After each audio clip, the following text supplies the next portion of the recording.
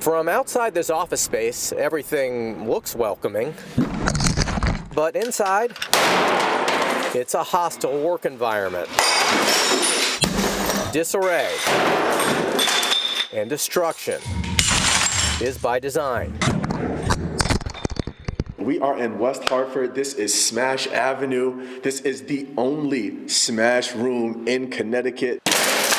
We actually provide a safe place for you to release and have some fun. Hammer time happens hourly here.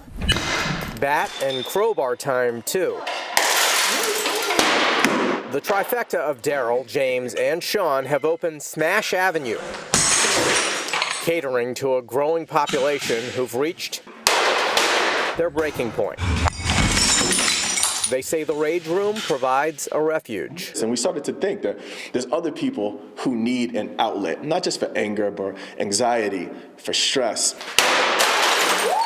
You can come in, book a session, let it all out. Laugh, cry, scream, whatever you want to do for that 15, 20-minute period. It's just a place where they could come release and be themselves, no judgment. Everything is out, all my people that are bothering me, my bad day, my stress, my pandemic issues, everything is just gone. And I think that's what we're helping people to do here, to be healthier, members of this community by purging all of the negative feelings and being a better version of themselves when they leave. Bringing the lefty, I think we go fastball, right? Go fastball. Let's go fastball. Let me see it.